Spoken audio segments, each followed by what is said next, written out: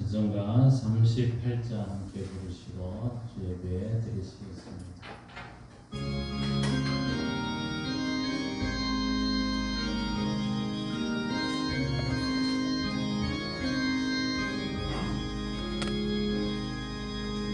예수 우리 왕이여 이곳에 오셔서 우리가 함께 드리는 영광을 받아 주소서.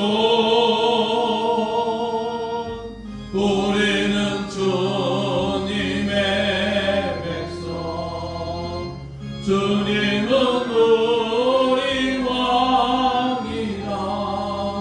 왕이신 예수님 오셔서 자정하사 다스리소서.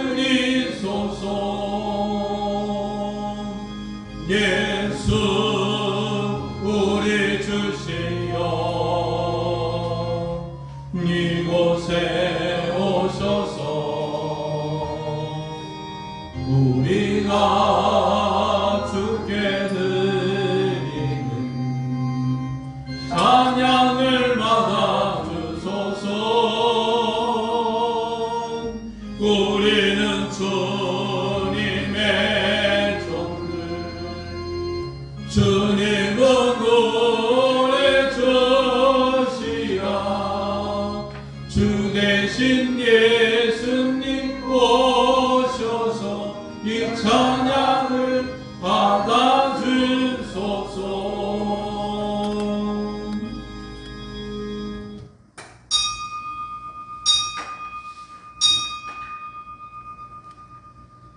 기도를 들으시는 주여, 모든 육체가 주께 나아오리이다.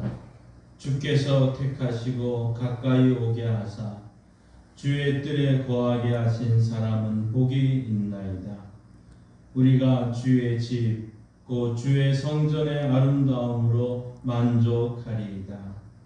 하나님은 영이시니 예배하는 자가 영과 진리로 예배할지니라.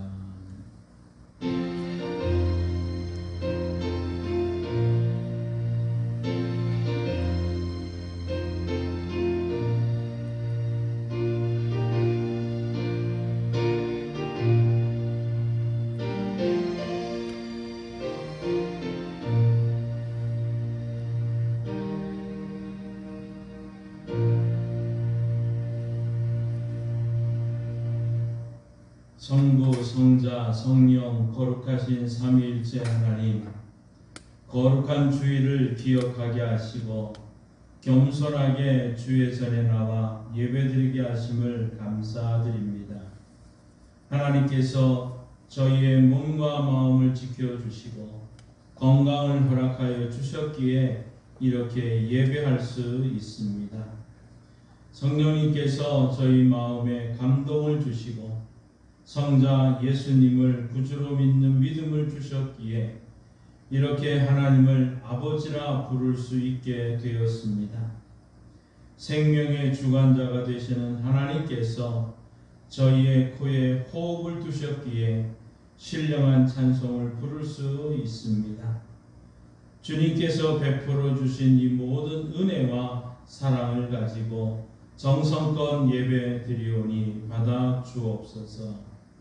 예수 그리스도의 이름으로 기도하옵나이다. 아멘. 다 함께 일어나셔서 찬송가 26장 함께 부르십니다.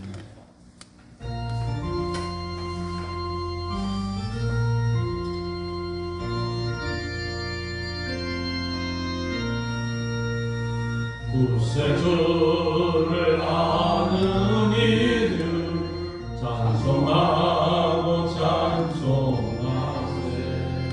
마음과 뜻과 인하여 경배드리세. 주를 알지 못한 이들 주가 친히 인도하사 그의 피로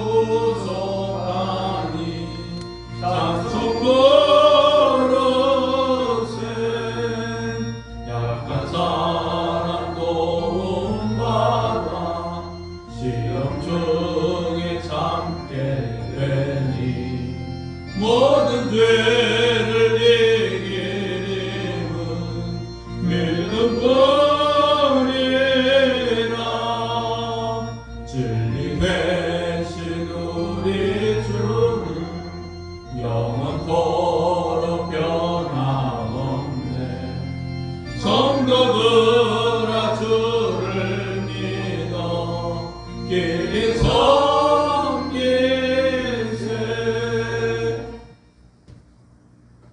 성시교도 53번 시편 121편입니다.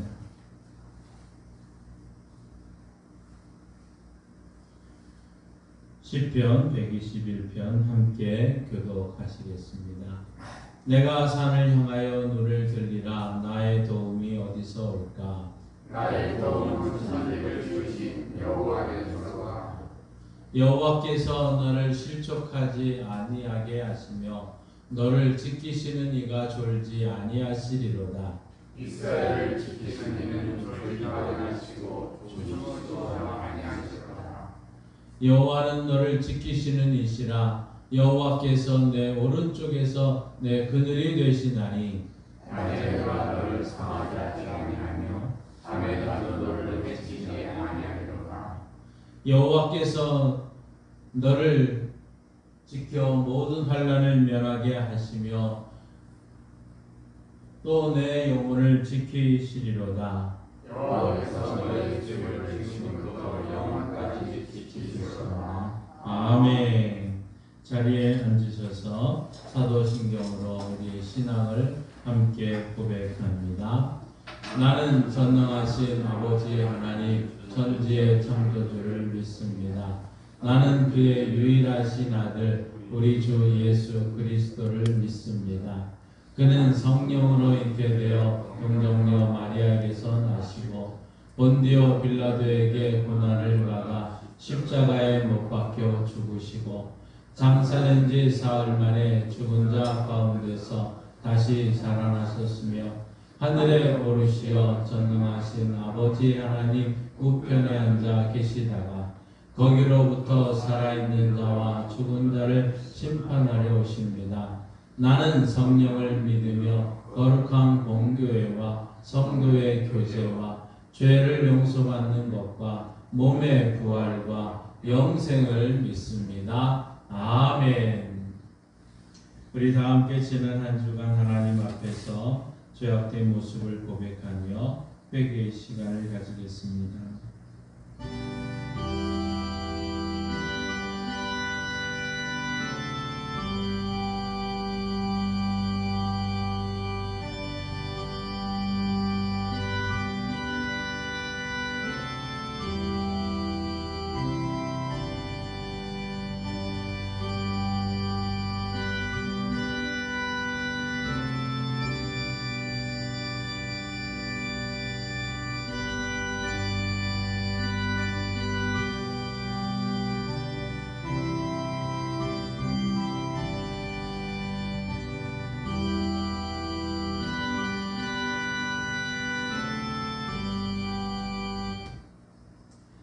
사랑에 많으신 하나님 아버지, 산과 들의 모든 열매가 찌는 듯한 열기를 이겨내고 제 역할을 다하며 맛있는 열매를 공급하고 있습니다.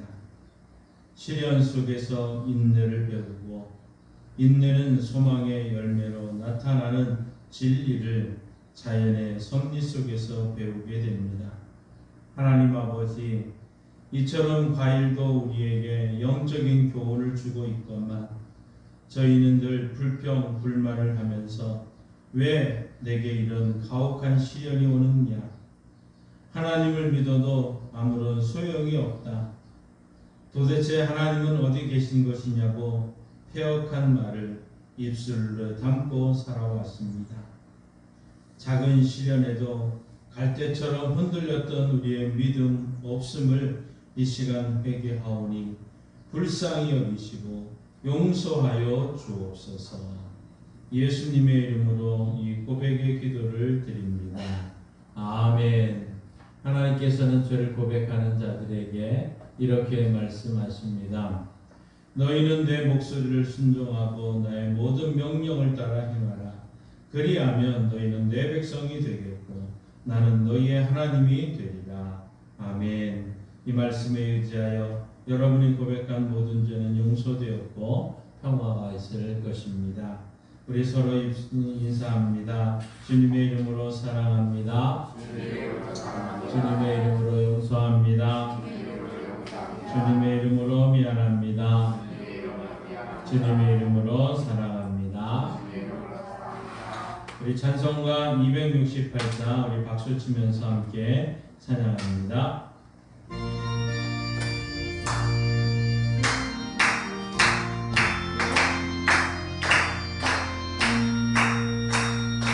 죄에서 자유를 얻게 하는 모욕된 자 주의 모양 신성을 인기고 승리하니 참 놀라운 능력이로다.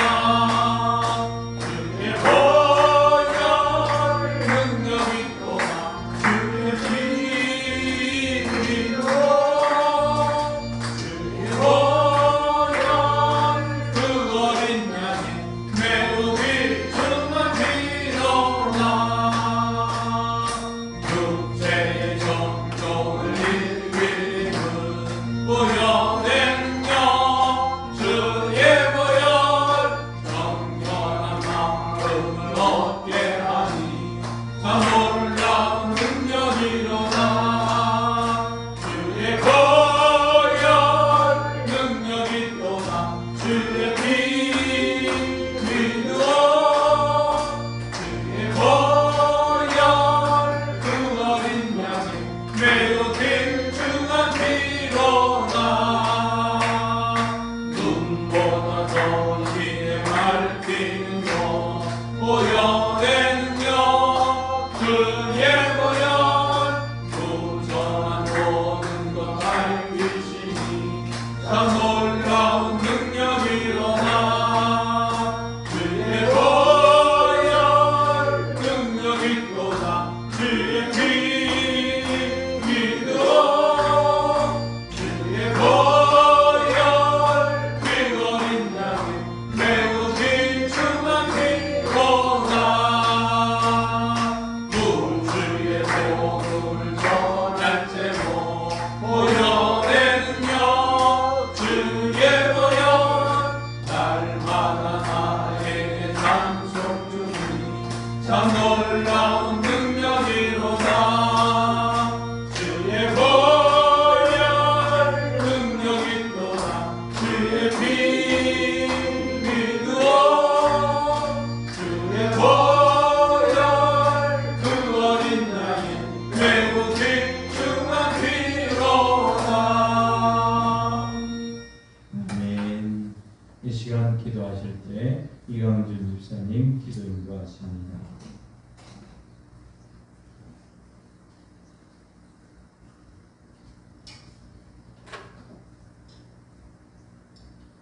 만물을 창조하시고 모든 것을 하나님의 형상대로 만드신 하나님 아버지, 우리의 주님의 그 사랑으로 만드신 우리의 모든 자녀들이 거룩하고 복된 주일을 맞이하여 주의 전에 나와 예배드리고자 이 시간 모였사오니 아버지 하나님, 이 예배를 흥량하여 주시고 우리에게 하나님의 은혜를 아버지 하나님 깨닫는 시간 되게 하여 주시옵소서. 아름다운 귀한 시간 되게 하여 주시옵소서. 그러나 하나님, 저희들이 주님의 말씀대로 살지 못함을 이 시간 고백합니다. 우리의 붉은 죄를 용서하여 주시옵시고 참으로 아버지 하나님 앞에 말씀을 묵상하지 못하며 기도하지 못함을 이 시간 고백하오니 아버지 하나님, 우리의 연약하고 미련하고 아둔함을 이 시간 고백합니다. 우리를 불쌍히 여겨주시고 긍휼히 여겨 주시옵소서. 아버지 하나님, 특히 우리 교회를 기억하여 주시길 원합니다. 아버지 하나님, 육신에 건강치 않아서 아버지 하나님, 이 자리에 행하지 못한 아버지 하나님, 우리 아버지 하나님 귀한 자녀들 기억하여 주시고 아버지 하나님, 주의 성전에 나와 마음껏 기도하며 하나님을 찬양할 수 있는 우리 모든 식구들 되게 하여 주시옵소서. 아버지 특히 아버지 육신이 건강치 못하여서 아버지 하나님 어려운 가운데 있는 아버지 하나님 우리의 사는 하나님의 자녀들을 기억하여 주시옵소서. 주님의 아버지 하나님 손길로 아버지 나음받기 위하여 나왔습니다. 치료받기 위해서 아버지 하나님 아버지 앞에 간구합니다. 너희들이 내 이름으로 구하는 것마다 내가 주리라고 말씀하셨사오니 주의 이름으로 아버지 하나님 구원하는 것마다 아버지 하나님 들어응답하여 주시옵소서. 저들이 하나님 자녀답게 살아가게 하여 주시옵시고 아버지 하나님의 말씀을 듣게 하여 주시옵시고 치료함을 받아서 하나님께 영광 돌리는 삶을 살게 하여 주시옵소서. 아버지 너희는 나가 세상의 누룩이 되라고 말씀하셨는데 아버지 하나님 저들이 감당치 못하고 있사오니 주님 세상에 썩어가고 악해하는 가운데 있사오니 우리의 작은 누룩이나마 아버지 저들 속에 떼어 그 모든 것을 변화시키게 하여 주시옵시고 아버지 하나님의 예를 들어 말씀하신 누룩으로 인하여서 우리가 감당해 나갈 수 있는 우리 교우들 되게 하여 주시옵소서. 정말 아버지 하나님 이 작은 교회에 작은 무리가 모였지만은 우리가 아버지 앞에 아버지 무릎 꿇고 기도할 때에 아버지 주님 이름으로 아버지 하나님 이 자리에 모여 기도하고 예배하오니 주님 도와주시옵소서. 그래서 아버지 하나님 모시기 아름다운 교회 되게 하여 주시옵시고 아름다운 성도들이 되게 하여 주시옵시며 아버지 하나님 섬기는 데 부족함이 없는 온 교우들 되게 하여 주시옵소서. 마음의 기쁨 주시고 근심 걱정 덜어주시고 아버지 하나님 농사일을 해서 여러가지 어려운 가운데 있고 사업과 학업 중에 있는 자들은 아버지 하나님 함께하여 주시옵소서. 정말 아버지 하나님 아버지 앞에 무엇이든지 맡길 수 있는 믿음을 허락하여 주시옵소서. 아버지 하나님 우리가 아버지 앞에 구하는 것마다 다 이룰 수 있는 교우들 되게 하여 주시옵소서. 이제 아버지 하나님 정말 이 교회가 아버지 하나님 아버지의 뜻으로 이곳에 세우셨사오니 그 사명을 잘 감당해 나갈 수 있는 저희들 되게 하여 주시옵시고 하나님의 영광을 나타낼 수 있는 우리 양강교회가 되게 하여 주시옵소서. 주님 우리 양강면 지역에 있는 모든 저들을 구원해 나갈 수 있는 아버지 하나님 담대함을 허락하여 주시옵소서. 저들을 불쌍히 여겨 주시옵소서. 저들이 하나님을 알지 못하고 밀어나여서 아버지 하나님 깨닫지 못하고 아버지 앞에 나올 수 있도록 아버지 하나님 인도하여 주시옵소서. 이에 단후에 세우신 목사님 아버지 하나님 귀한 말씀 전하실 때에 아버지 하나님 천국과 지옥을 아버지 하나님 말씀하시옵소서. 우리가 천국과 지옥을 구별하게 하여 주시옵시고 우리가 지옥을 두려워하게 하여 주시옵소서.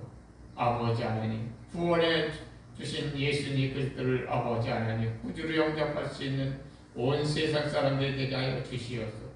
이제는 아버지 하나님 다시는 이 세상의 고난과 고통과 슬픔과 아버지 하나님 어려움은 있지만 우리가 곳곳에 호흡이 멈추면은 천국에 들어감을 알게 하여 주시옵소서. 그것을 소망을 가지고 아버지 살아갈 수 있는 우리 모두 되게 하여 주시옵시며 이제 생명의 말씀을 전하실 때 그 말씀이 우리 마음밭에 아버지의 옥주의 씨앗이 되게 하여 주시옵소서. 아버지의 열매 맺을 수 있는 믿음을 허락하여 주시옵소서. 아버지 하나님 참 하나님을 만나는 시간 되게 하여 주시옵소서. 이 시간에 참석지 못한 교우들 아버지 하나님 어느 곳에서 무엇을 할지라도 동일한 은혜를 허락하여 주시옵시고 아브라함과 이삭과 야곱에게 내린 복의 복을 더하여 주시옵소서. 주님 아버지 하나님 우리가 아버지 앞에 나오는 것은 우리가 연약하고 부족한 것을 주님 앞에 아뢰려 나왔사오니 아버지 심령마다 아버지의 마음을 헤아려 주시어서 저들이 구할 것을 아시오니 채워주시고 넘치게 하여 주시옵소서. 모든 것 감사하고 예수님의 이름으로 기도드립니다. 아멘.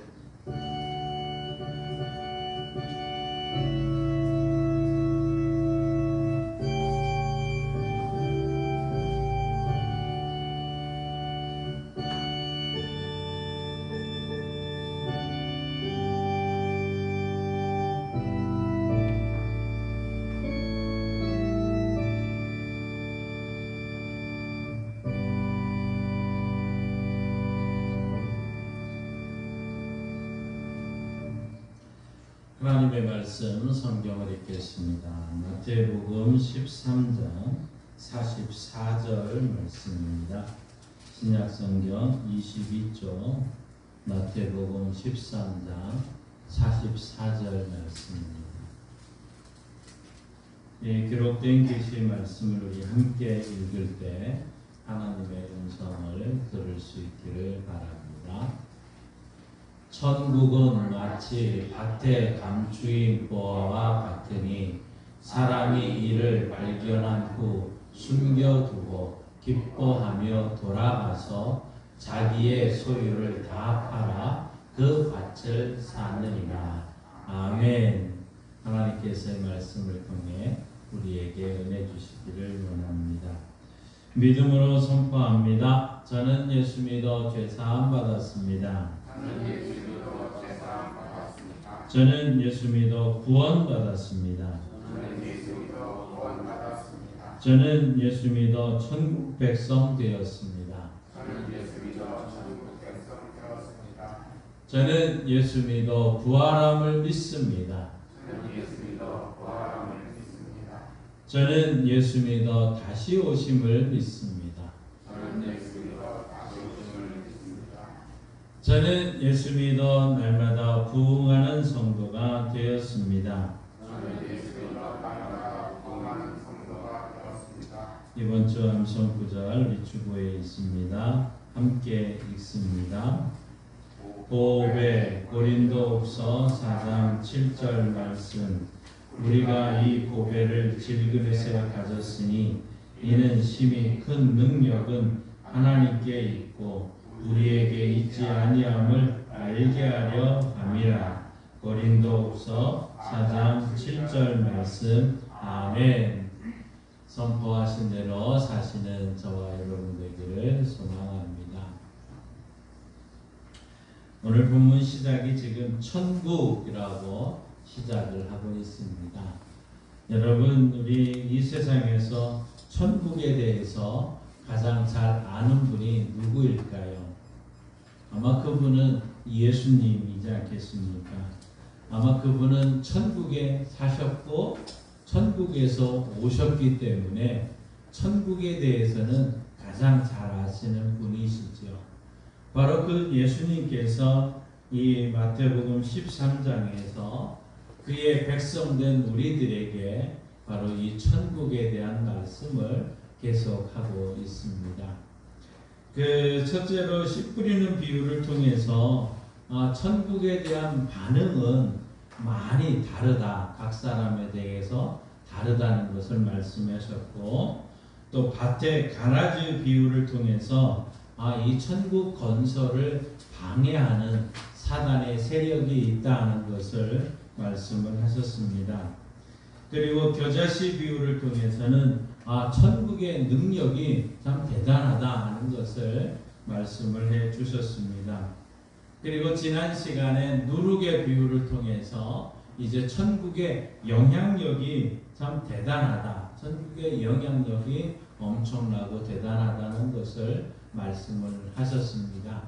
자, 오늘은 그 다섯 번째로 이제 밭에 감추인 보화의 비유, 밭에 감추인 보화의 비유를 통해서 하나님의 은혜를 함께 받고자 합니다. 여러분, 우리 구약성경 여호수아 7장에 가서 보면 요단강을 건너서 이제 가나안 땅에 들어간 여리고에서 이제 싸움을 보게 됩니다. 여리고 성이라 하는 것은 크지만 작은 견고한 성이었는데 어떻게 합니까? 매일매일 한 바퀴씩 돌게 하고 마지막 날 이 6바퀴를 돌고 이제 온 백성들이 큰 소리로 함성을 외치게 되면서 그 성이 무너졌지요. 그런데 그때 하나님이 하신 약속이 하나 있습니다. 이 성의 모든 것은 내 것이니까 너희들이 간직하면 안 된다는 것이죠. 다 하나님께 드려라 하는 말씀이었습니다. 그런데 이 아간이라는 사람이 시날산 외투와 은 200세겔 또 50세겔 되는 금덩이가 탐이 나게 됩니다.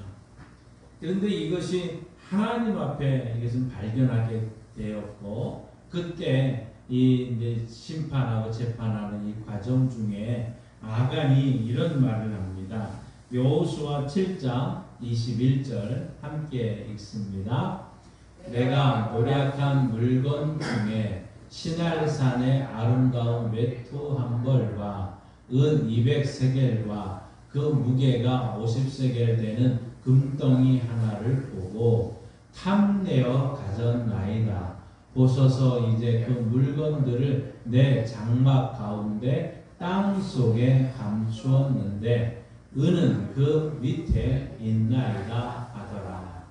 자, 이 아간이 이것을 이제 발견하게 자신의 죄가 드러나기 시작을 하면서 무슨 얘기를 합니까? 탐내어 가졌습니다 하고 얘기를 합니다. 그런데 이 물건을 어디에 숨겼다고 얘기를 하죠? 땅 속에 감추었다고 얘기를 합니다. 땅 속은 아마 그 구약시대나 또 오늘날에도 하나의 금고의 역할을 하고 있었던 것 같습니다. 보화를 참 감추기 위해서 땅 속이 제일 적합한 장소였던 것이죠. 여러분 기억하십니까? 김제의 마늘밭에 그 땅 속에 무려 얼마가 있었습니까? 100억이 넘는 그 돈이 땅 속에 있었던 것을 이제 보게 된 거죠. 그때는 이 한 사람이 신고를 했었는데 땅에 묻혀뒀던 돈 7억이 없어졌다 하고 이제 경찰에게 신고를 했었습니다. 그런데 그 경찰이 이제 조사를 하는 과정 중에 살펴봤더니 이 돈은 인터넷 불법 사이트를 통해서 거두었던 돈이었고, 그것도 이 사람의 돈이 아니라 처남의 돈이었다는 것이었죠. 그 처남이 이제 감옥에 있다가 출소를 앞두고 있는데 이것을 임시로 관리했던 사람이 자기가 돈을 쓰다 보니까 이 거의 한 3억 정도를 다 썼던 것이죠. 그래서 이것이 들통날까봐 이제 거짓으로 신고를 하게 되었는데 결국은 이것이 자작극이라는 것으로 결론이 나고 말았습니다. 그때 경찰이 이 굴삭기를 통해서 이제 땅을 팠고 그 땅속 김제 그 마늘밭에서 무려 100억이 넘는 어마어마한 돈이 나왔던 것을 보죠. 자, 땅 속은 아마 보화를 감추기 위해서는 가장 적합한 금고였던 것 같습니다. 신약에도 이런 이야기가 있습니다. 예수님께서 달란트 비유를 통해서 이제 각 사람의 믿음의 분량에 따라서 5달란트, 2달란트, 1달란트를 나누어 주게 됐죠. 그 달란트를 가지고 5달란트 받은 자나 2달란트 받은 자는 이제 엄청난 이익을, 똑같은 이익을 거두게 됩니다. 그런데 1달란트 받은 자는 무슨 얘기를 합니까? 여기 주인의 돈이 있으니 가져가십시오 했던 것이죠. 그런데 그 1달란트 받았던 자가 뭐라고 얘기를 합니까? 바로 땅 속에다가 이 돈을 감추었다고 얘기를 하죠. 그때 우리 주님이 뭐라고 했습니까? 차라리 그것을 은행에나 이렇게 취리하는 자들에게 좀 맡겼으면 그래도 그 이자라도 받았을 텐데 아마 예수님 그런 말씀을 했던 것이죠. 자, 구약이나 신약이나 가장 값진 보화를 찾았을 때는, 발견했을 때는 이제 이 땅 속에 감추어는 이런 역할을 했던 것 같습니다. 그 땅이 참 얼마나 소중한 땅일까요? 제가 기억하기는 제가 초등학교 때 이 비유를 성경을 이 말씀을 듣고 나서는 저희 집 뒤에 산에 좀 높은 산이 있습니다. 그 산 위에 뽕나무 밭이 있었는데 그 뽕나무 밭을 가만히 보다가 여기 진짜 보화가 숨겨져 있는 건 아닐까? 혹시나 진짜 없지는 않을까 하면서 그 땅을 유심히 살펴봤던 적이 있습니다. 자, 그런데 이 주인이 보화를 땅속에 감추어 두고는 아마 전쟁에 나갔던 것 같습니다. 아마 전사해 버렸습니다. 또는 아마 멀리 이방 나라에 포로로 끌려가서 영영 돌아오지를 못했습니다. 그러면 어떻게 될까요? 이 땅속에 감추었던 보화가 1년, 2년, 3년, 아마 10년, 수십 년, 수백 년 동안 이제 묻혀 있던 것 아니겠습니까? 그러나 그것이 어느 순간 발견되어지면 아마 완전히 횡재를 맞는 것 아니겠습니까? 오늘 본문이 그렇습니다. 오늘 본문의 1절에는 짤막한 말씀이지만 이런 이야기가 되고 있죠. 어떤 사람이 밭에 감추인 보화를 발견을 했습니다. 그런데 그 보화를 발견하는 과정은 대에서는 말씀하지는 않습니다. 아마 남의 밭을 가는 일꾼이 밭에 깊숙이 갈다가 감추온지를 그 보화를 발견했을 수도 있을 것입니다. 아니면 어젯밤과 같이 이렇게 폭우가 쏟아지는 과정 중에 아마 이 밭에 한쪽이 무너지기 시작하고 그 깊숙이 있었던 곳에 어느 항아리 한 부분이 보여지기 시작을 했고 그것을 발견한 사람이 그 항아리를 찾아보니까 그 안에 엄청난 보화가 있는 아마 이렇게 발견되어졌는지도 모르겠습니다. 아무튼 감추인 보화를 이 사람이 발견을 했습니다. 그것을 어떻게 했습니까? 그냥 가지고 가버렸습니까? 행여 아마 그것이 밭주인의 것이면 남의 것을 훔치는 것이 되니까 그렇게 할 수도 없었을 겁니다. 서로 밭주인의 것이 아니라 해도 나중에 밭주인이 자기 것이라고 때를 쓰면 이것 또한 난처한 경우가 되지 않겠습니까? 그렇다고 해서 발견한 보화를 여기 집주인에게 그냥 갖다 주는 아마 그런 사람은 없을 것입니다. 그냥 부스러기만 좀 받으면 되지 하는 아마 이런 일꾼은 없지 않겠죠. 그래서 이 사람이 어떻게 합니까? 일단은 발견한 보화를 다시 더 깊숙한 곳에 숨겨둡니다. 그리고는 너무 기쁘고 즐거워서 집으로 갑니다. 그리고는 자기의 집에 있는 모든 소유를 다 팔아가지고 그 땅을 자기 땅으로 삼게 되는 거죠. 그 다음에 합법적으로 그 밭에 감추었던 보화를 차지하게 되었다는 얘기입니다. 아마 정말 침착하고 지혜로운 사람이 아닐 수가 없죠. 예수님은 이 감추인 보화의 비유를 통해서 우리에게 천국의 특징을 말씀하고 있습니다. 우리가 천국의 특성을 한번 살펴보기를 원합니다. 어떤 사람이 밭에 감추인 보화를 발견했듯이 우리는 매일매일 삶 속에서 천국을 발견하고 그 천국의 기쁨을 함께 소유하는 이러한 은혜가 우리 모두에게 있기를 바랍니다. 자, 오늘 말씀 처음에 이렇게 시작합니다. 천국은 마치 밭에 감추었다는 거죠. 자, 천국의 특징은 첫 번째, 아무에게나 발견되지를 않는다는 것입니다. 우리 앞에서 우리 13장 11절에 보시면 이 천국의 비밀은 우리에게는 아는 것이 허락되었지만 택함을 입지 않은 사람들에게는 천국의 비밀이 아는 것을 허락되지 않았다고 얘기를 합니다. 그래서 사두개인이나 바리새인들조차 천국의 비밀을 알지 못했습니다. 그래서 예수님한테 가서 뭐라고 질문합니까? 예수님, 하나님의 나라가 도대체 어느 때 임합니까? 하고 물었지요. 그때 예수님이 뭐라고 대답했습니까? 하나님의 나라는 볼 수 있게 임하는 것이 아니다 하고 얘기를 합니다. 아마 예수님이 이제 다시 오실 때는 우리는 하나님의 나라를 분명히 볼 수 있을 것입니다. 예수님이 공중에 구름을 타시고 영광 가운데 오실 것입니다. 천사들과 함께 왕권을 가지고 영화로운 모습으로 오실 것입니다. 천사장의 호령에 울려 퍼질 것이고 하나님의 나팔 소리가 우렁차게 울려 퍼질 것입니다.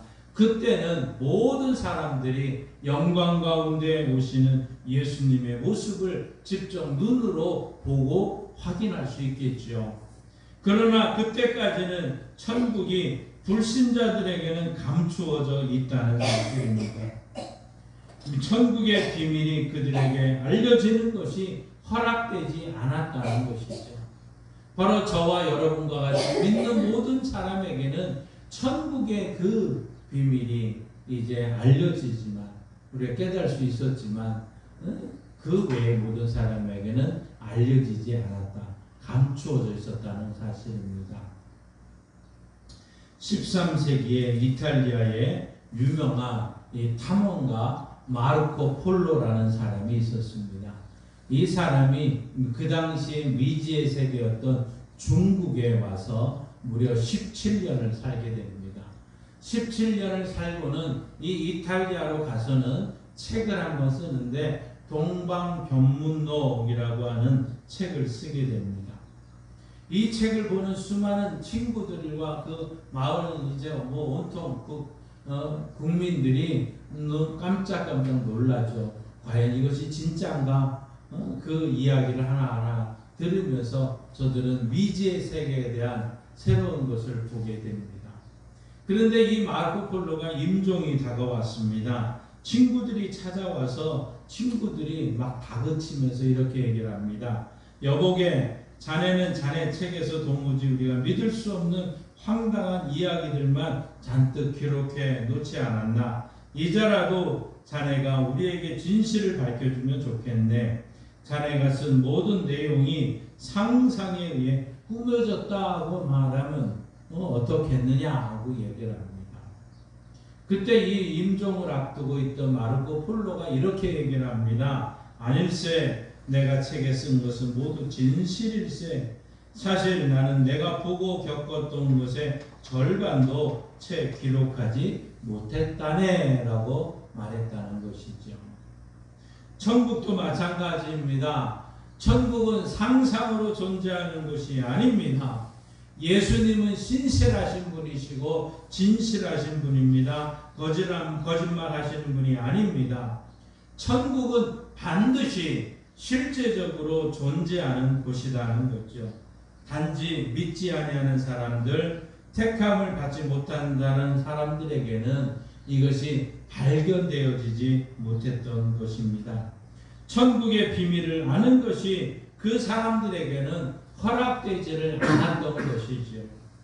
택함받은 우리들에게 하나님은 이 천국을 바로 비밀을 아는 것을 허락해 주셨다는 사실입니다.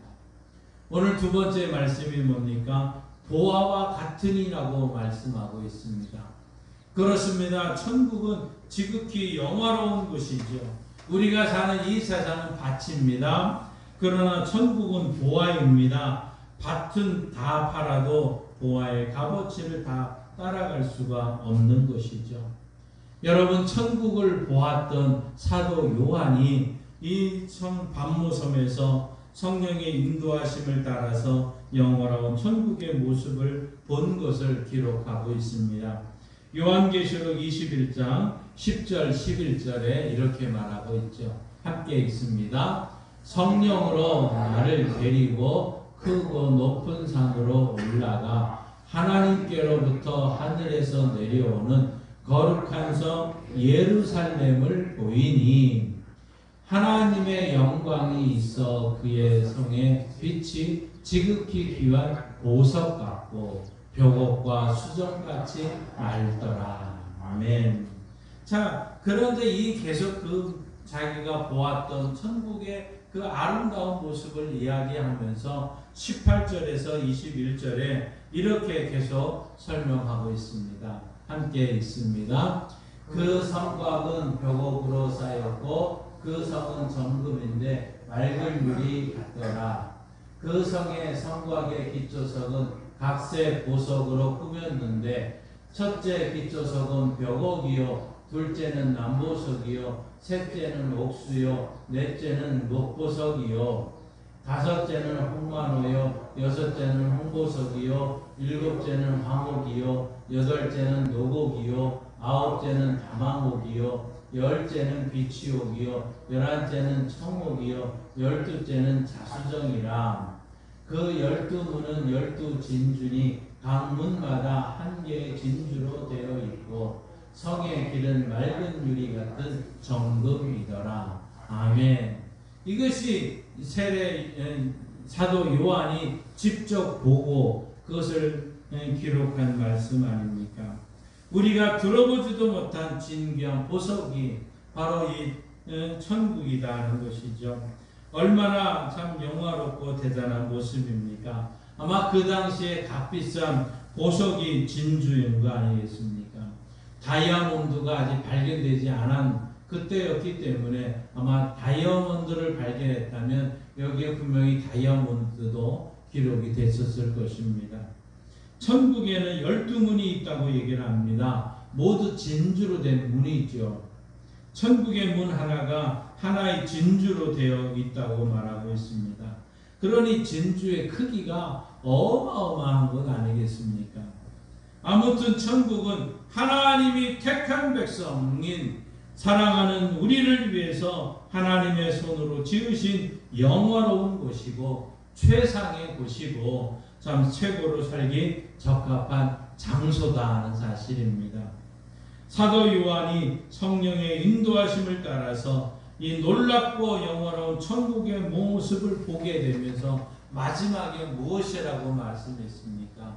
한번 따라해 보십시오. 마라나타. 아멘 주 예수여 오시옵소서. 이 사도 요한이 그 아름다운 천국을 보고서 마지막에 했던 말은 마라나타 아멘 주 예수여 오시옵소서 하는 이 고백이었던 거죠. 어서 빨리 이 천국에 가서 주와 함께 더불어 영생 복락을 누리고 싶다는 고백 아니었겠습니까? 이 사도 요한의 고백이 저와 여러분의 고백이 되기를 바랍니다. 사도 요한이 마음에 품었던 천국에 대한 이 소망을 우리 모두가 늘 품고 살아가게 되기를 바랍니다. 자, 세 번째 말씀이 뭡니까? 사람이 이를 발견한 후라고 얘기를 합니다. 그렇습니다. 천국은 발견되어지는 것이죠. 발견되는 것입니다. 어떤 사람에게는 천국의 비밀이 감추어져 있습니다. 그러나 택함받은 저와 여러분에게는 이 천국의 비밀이 알 수 있는 특권이 주어졌다는 것이죠. 천국의 백성된 우리에게는 발견되어지는 것입니다. 바라기는 매일매일의 삶 속에서 바로 이 천국이 발견되어지고 여러분이 함께 발견되어지는 그것이 매일매일 삶 속에서 느껴지고 체험되어지기를 원합니다. 자, 어느 주일날 목사님이 앞에서 이제 이 천국을 설교를 했습니다. 그 다음날 월요일이었습니다. 한 교우 성도의 집에 신방을 하고 돌아오는 길일 때 교회 한 집사님을 만나게 되었습니다. 집사님을 만나서 반갑게 인사를 하고는 그런데 이 집사님이 궁금한 것이 있다면서 이렇게 얘기를 합니다. 목사님, 어제 천국에 대한 설교 잘 들었습니다. 그런데 목사님께서 말씀하시면서 천국이 도대체 어디에 있다고 말씀을 안 해주셨습니다. 천국은 어디에 있습니까? 하고 질문을 했습니다. 목사님이 이렇게 대답을 합니다. 집사님, 저는 지금 저 성도의 한 가정을 이제 신방하고 돌아오는 길입니다. 그 성도는 지금 병들어 계십니다. 누워 계십니다. 먹을 것이 없습니다. 그러니 집사님께서 그를 위해서 양식을 가지고 가시기 바랍니다. 그리고 예수 그리스도의 이름으로 그 양식을 가지고 왔다고 말씀하십시오. 그리고 그 다음에 시편 23편의 말씀을 읽어주시기를 바랍니다. 그리고 그 병든 성도를 위해서 간절히 기도해 주시기 바랍니다. 그렇게 했는데도 천국이 보이지 않는다면 제가 책임을 지겠습니다. 또 그 돈도 제가 다 지불하겠습니다. 목사님이 이렇게 대답을 합니다. 그 다음날 그분이 목사님을 찾아왔습니다. 그 집사님이 이렇게 말을 합니다. 목사님, 저는 분명히 천국을 보았습니다. 그곳에서 15분간을 지내다가 왔습니다 하고 고백을 하더라는 것이죠. 그렇습니다. 천국은 우리의 삶 속에서 발견되어지는 것입니다. 날마다 천국을 발견하시고 천국의 그 기쁨을 누리면서 살아가는 저와 여러분들이 되시기를 바랍니다. 하나님의 말씀대로 행하는 그 자리가, 그 말씀에 순종하는 그곳에서 여러분은 천국을 발견하게 될 것입니다. 또한 오늘 말씀에 숨겨두었다고 얘기를 합니다. 여러분, 왜 숨겨두었을까요? 자기가 발견한 보화를 남에게 빼앗길 수가 없기 때문인 것이죠. 천국은 빼앗을 수 있는 성질의 것이 아니라는 겁니다. 또한 남에게 양보할 수 있는 것이 아니더라는 것이죠. 어떤 사람이 이렇게 말합니다. 나는 교회에 안 다녀도 우리 집사람은 열심히 잘 믿으니까 나도 천국 근처는 가겠지. 이렇게 얘기를 합니다. 여러분, 천국 근처가 어디 있습니까? 천국이면 천국, 지옥이면 지옥, 둘 중에 하나 아닙니까? 어느 한 가정의 이야기입니다. 아들, 딸, 3남매를 낳고는 오손도손 재미있게 살아가는 행복한 가정이었습니다. 그런데 이 가정의 남편이 어느 날 병에 걸렸습니다. 병원에 가서 진단을 받아보았더니 간암 말기라는 거였습니다. 온 가족이 정성을 다해서 극진히 보살폈지만 이 남편은 죽고 말았습니다. 그때부터 이 아내는 혼자의 몸으로 3남매를 키우고 살아야 됐습니다. 얼마나 힘들었을까요? 그는 자기 친구들을 만날 때마다 늘 이렇게 이야기를 합니다. 남편 잘 모셔. 남편 건강하도록 잘 보살피고. 여러분, 이 부인이 왜 이런 말을 했을까요? 자기가 혼자 되어 보니까 남편 없이 혼자 사는 서러움을 깊이 느꼈기 때문 아니겠습니까?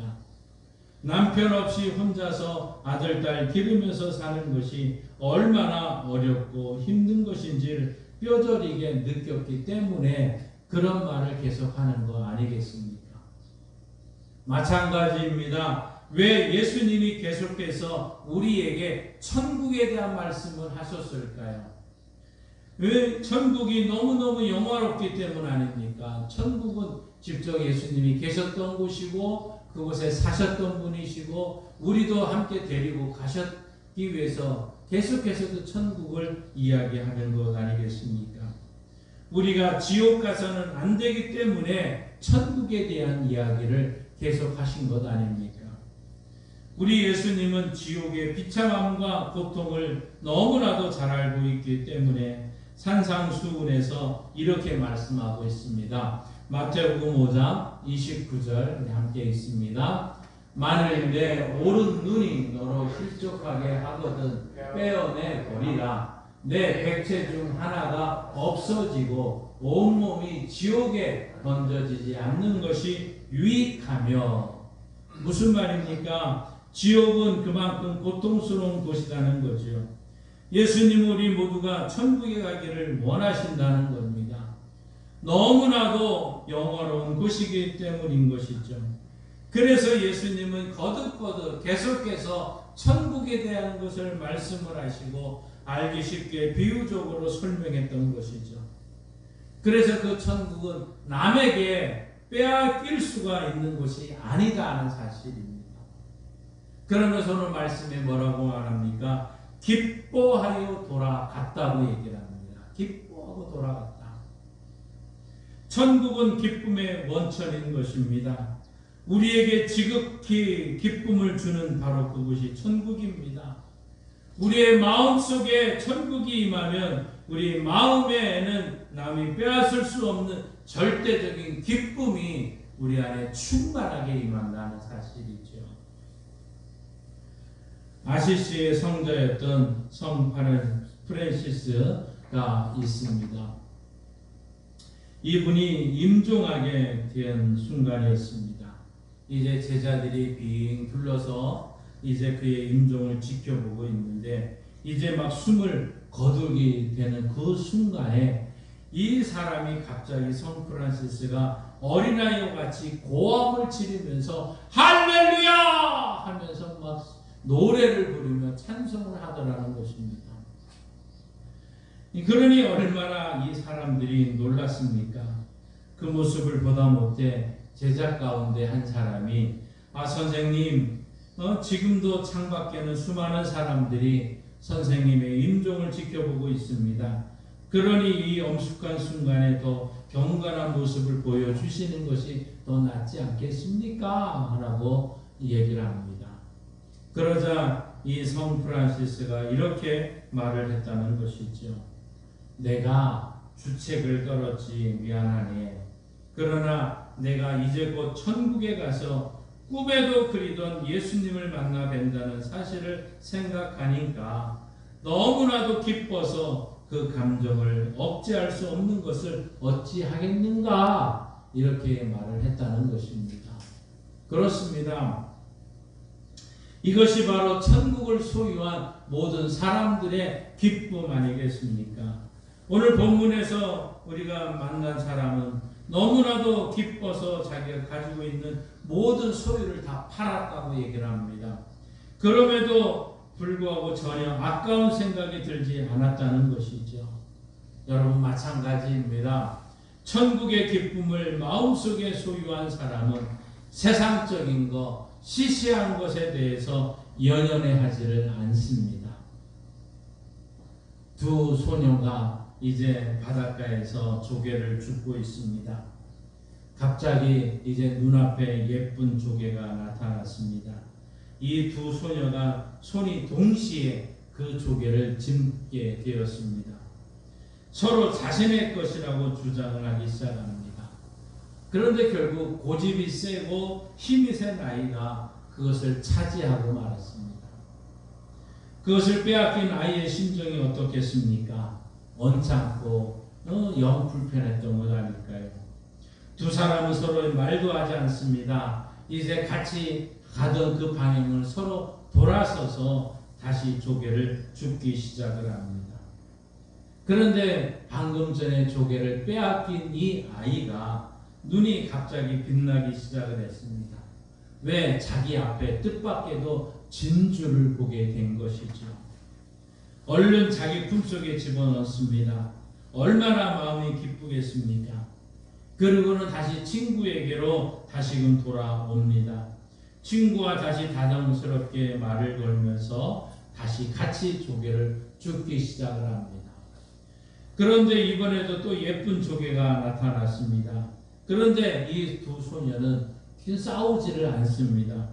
진주를 발견한 소녀가 기꺼이 예쁜 조개를 그 친구에게 양보했기 때문입니다. 여러분 마찬가지입니다. 천국의 기쁨을 마음속에 소유한 사람은 그까지 세상 것에 대해서 마음 아파하지를 않는다는 것이죠. 바로 이러한 기쁨이 저와 여러분에게 함께하고 날마다 이 기쁨으로 충만한 성도들이 되시기를 바랍니다. 오늘 6번째로 뭐라고 말합니까? 자기 소유를 다 팔아 그 밭을 샀다고 얘기를 합니다. 천국을 소유하기 위해서는 그 어떠한 대가라도 지불해야 결단한다는 것 아니겠습니까? 오늘 본문에 나타난 사람은 돌아가서 자기 소유를 다 팔아 그 밭을 샀다고 말하고 있습니다. 그 보화가 너무나도 소중하고 엄청난 값진 것이기 때문이죠. 천국을 소유하기 위해서 우리는 어떠한 희생이라도 지불할 각오가 되어 있어야 되는 것이죠. 예수님의 제자들을 생각해 보십시오. 천국을 소유하기 위해서 자기들의 모든 소유를 다 팔았습니다. 자기들의 전 재산이라고 할 수 있는 배와 그물을 버려두고 주님을 쫓았습니다. 사도 바울도 마찬가지였습니다. 예수님 밖에 있을 때는 소유했던 거, 그는 엄청난 사람이었습니다. 대단한 사람이었습니다. 빌립보서 3장 5절과 6절에 가서 보면 그가 예수를 믿기 전에 그의 모습을 이렇게 말합니다. 함께 같이 읽습니다. 나는 8일 만에 할례를 받고 이스라엘 족속이요 베냐민 지파요 히브리인 중에 히브리인이요 율법으로는 바리새인이요 열심으로는 교회를 박해하고 율법의 의로는 흠이 없는 자라. 그는 이스라엘 사람이 어떤 누구보다도 더 바리새인, 율법을 완전하게 아는 자들이고 또 교회를 박해했던 자들이고 로마 시민권을 가진 자였습니다. 그런데 그가 예수 그리스도를 발견하고 나서는 이제 예수 그리스도 안에서 참된 보화를 발견하고는 자기의 모든 과거의 모든 소유를 다 버렸다고 얘기합니다. 그래서 빌립보서 3절 7절과 8절에 계속해서 이렇게 말합니다. 함께 읽습니다. 그러나 무엇이든지 내게 유익하던 것을 내가 그리스도를 위하여 다 해로 여길 뿐더러 또한 모든 것을 해로 여김은 내 주 그리스도 예수를 아는 지식이 가장 고상하기 때문이라. 내가 그를 위하여 모든 것을 잃어버리고 배설물로 여김은 그리스도를 얻고. 뭡니까? 모든 것을 잃어버렸다. 그 예전에 과거에 정계적으로나 정치적으로나 종교적으로나 그가 가지고 있었던 모든 것, 내가 그리스도를 얻고는 이 모든 것을 버렸다는 것 아니겠습니까? 예수 그리스도를 발견하고는 이 모든 것을 버렸다는 사실입니다. 바울은 그 보화를 소유하기 위해서 과거에 세상적으로 자기를 소유하고 있었던 모든 것을 팔아치웠습니다. 해로 여겼습니다. 배설물로 여겼처럼 그들을 버렸다는 것이죠. 이러한 결단이 저와 여러분에게 함께 있기를 원합니다. 사랑하는 성도 여러분, 천국의 특징이 무엇이었습니까? 천국은 아무에게나 발견되지를 않습니다. 믿지 아니하고 택함을 받지 않은 자들에게는 이 비밀이 감추어져 있습니다. 둘째로 천국은 보화와 같다고 했습니다. 영광스러운 곳입니다. 셋째로 천국은 우리들에게는 발견되어지는 것이죠. 저와 여러분에게는 허락이 되었습니다. 넷째로 우리는 천국을 빼앗길 수가 없습니다. 남에게 양보할 수가 없습니다. 그만큼 천국을 소유하는 것이 소중하다는 것이죠. 다섯째로 천국은 기쁨의 원천이었습니다. 우리가 천국을 마음에 품고 살아가야 될 것입니다. 여섯째로 천국을 소유하기 위해서 어떠한 대가로도 지불할 결단을 우리에게 요구하고 있는 것을 말씀하고 있습니다. 사랑하는 성도 여러분, 오늘 본문에 나타난 이 사람처럼 감추인 보화를 발견하고 기쁨으로 돌아가 자기의 소유를 다 팔아 그 밭을 사고 보화를 차지했듯이 우리도 우리의 삶 속에서 날마다 매 순간마다 천국을 발견하고 천국의 기쁨 속에 살아가며 우리의 마음 속에 천국을 품고 살아가시는 복된 교회, 복된 성도들 되시기를 주님의 이름으로 축원합니다. 기도하겠습니다. 하나님 아버지, 천국의 이 기쁨을 우리가 간직하고 소유하며 날마다 발견되어지는 은혜를 베풀어 주옵소서. 이러한 천국을 소유하기 위해서 다른 세상적인 것을 우리가 연연해 하지 않게 하시고 더 천국의 기쁨과 그 만족함 속에 살게 하여 주옵소서. 이 모든 것을 이제 이웃과 함께 나누며 이 소식을 증거할 때 천국의 기쁨을 저들도 함께 맛보며 천국 백성 되어지는 은혜를 주의 교회에 허락하여 주시고 이 양강 지역에 있는 모든 사람들 예수 믿고 행복한 은혜가 넘치게 하옵소서. 예수님의 이름으로 기도하옵나이다. 아멘. 찬송가 427장 함께 부르시며 봉헌합니다.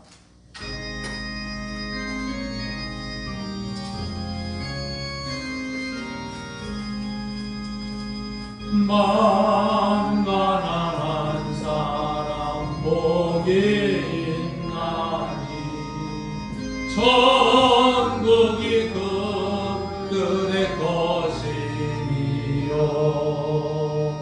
늘 애통하느니 복이 있나니 그들이 위로를 받으리라. 온유한 사람은 복이 있나니 그 땅이 기업이 될 것이요 왜 사모하느니 복이 있나니 그들이 배부를 것이로다. 긍휼히 여기면 복이 있나니 긍휼히 여김을 받으리라. 정결한 사람 복이 있나니 그들이 하나님 볼 것이라. 화평케 하느니 복이 있나니 그들이 하나님 아들이요 기쁨을 받느니 복이 있나니 천국이 그들의 것이니라. 주위에 욕보면 복이 있나니 하늘의 큰 상을 받으리라. 성부와 성자와 성령께 영광 영원히 돌리세 할렐루야. 아멘. 하나님을 아버지로 예수님을 구주로 믿는 주의 성도들이 천국에 대한 소망을 가지고 천국에 대한 그 기쁨을 간직며 한 주간을 살며 하나님께 영광을 돌리며 하나님의 귀한 예물을 하나님 앞에 감사하며 찬송드리며 영광 돌리며 하나님 앞에 드립니다. 하나님 이 예물을 받으시고 우리의 가정과 일터와 삶 속에 하나님의 말씀대로 천국이 이루어지게 하소서. 우리의 개인의 삶과 우리의 가정의 삶과 우리 모두의 사회생활이 또 이 나라 이 민족이 천국 백성의 아름다운 은혜를 누릴 수 있도록 역사하여 주옵소서. 하나님이여 이 기쁨을 우리 모두에게 나눌 수 있는 일에 귀한 이 예물이 사용되어지게 하옵소서. 특별히 하나님 우리 성도들 중에 육신이 연약한 성도들 이 시간 기억하여 주시고 하나님 치료하여 주옵소서. 치료에 하나님이 친히 만나 주시고 어루만져 주시고 하나님께서 예수 그리스도의 이름으로 치유되었음을 믿고 선언하며 날마다 선포하며 나아갈 때 하나님의 은혜를 누리게 하여 주옵소서. 특별히 하나님 지난 4개월 동안 시원한 생수 나눔을 통해서 이 지역사회의 많은 분들에게 생수를 나눌 수 있도록 인도하셨고 생수의 근원 되신 예수님을 전할 수 있도록 인도해 주셨으니 이 씨앗이 자라나면서 이 씨앗이 열매가 맺고 주께 돌아오는 역사를 눈으로 보게 하시고 우리가 몸으로 체험하는 은혜를 우리 교회 우리 성도들에게 허락하여 주옵소서. 아버지 하나님의 더 많은 일을 통해 이 지역사회를 섬길 수 있는 은혜를 베풀어 주옵소서. 하나님 특별히 우리 객지에 나간 우리의 모든 자녀들 어느 장소 어느 곳에 있든지 예수 믿고 행복하게 하시고 예수 믿고 하나님의 은혜를 누리게 하시고 천국 백성의 아름다운 삶으로 날마다 이 보화와 같은 천국을 발견하고 그 기쁨 속에 승리하는 우리 자녀들 되게 하여 주옵소서. 예수님의 이름으로 축복하며 기도하옵나이다. 아멘. 하늘에 계신 우리 아버지, 아버지의 이름을 거룩하게 하시며 아버지의 나라가 오게 하시며 아버지의 뜻이 하늘에서와 같이 땅에서도 이루어지게 하소서. 오늘 우리에게 일용할 양식을 주시고 우리가 우리에게 잘못한 사람을 용서하여 준 것 같이 우리 죄를 용서하여 주시고 우리를 시험에 빠지지 않게 하시고 악에서 구하소서. 나라와 권능과 영광이 영원히 아버지의 것입니다. 아멘. 우리에게 말씀을 주신 우리 하나님께 영광의 박수를 드리겠습니다. 우리 다 함께 일어나셔서 찬송가 505장 1절만 부르시겠습니다.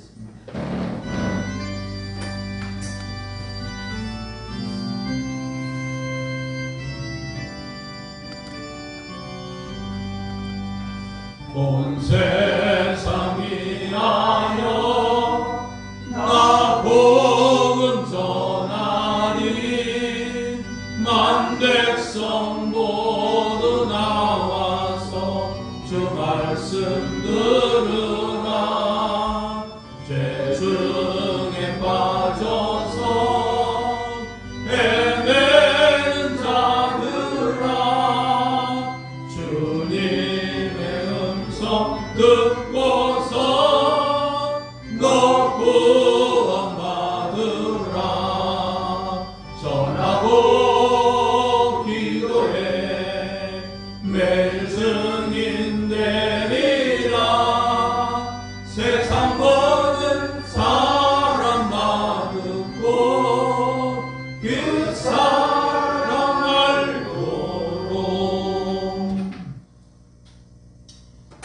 하나님 아버지, 우리의 삶의 자리로 나아갑니다.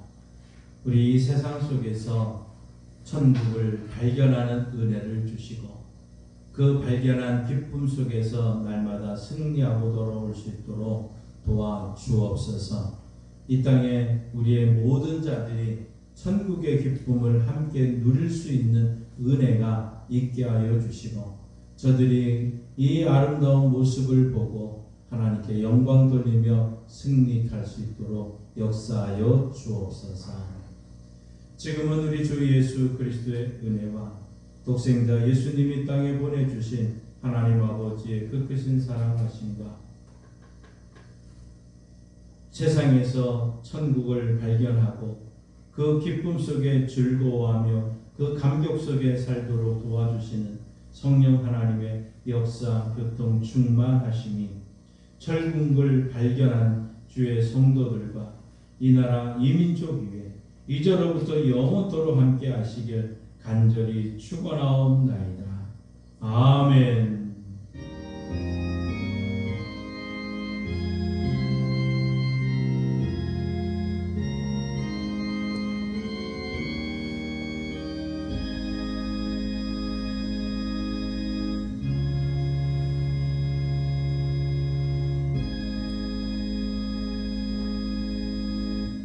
서로 인사하면서 함께했습니다. 반갑습니다. 사랑합니다. 존경합니다. 축복합니다. 형통하세요. 우리 사랑의 전도편지 대상자 여러분, 이번에 내신 분은 많지가 않아서 더 많이 한 명씩이라도 이름과 또 연락처를 꼭 대주.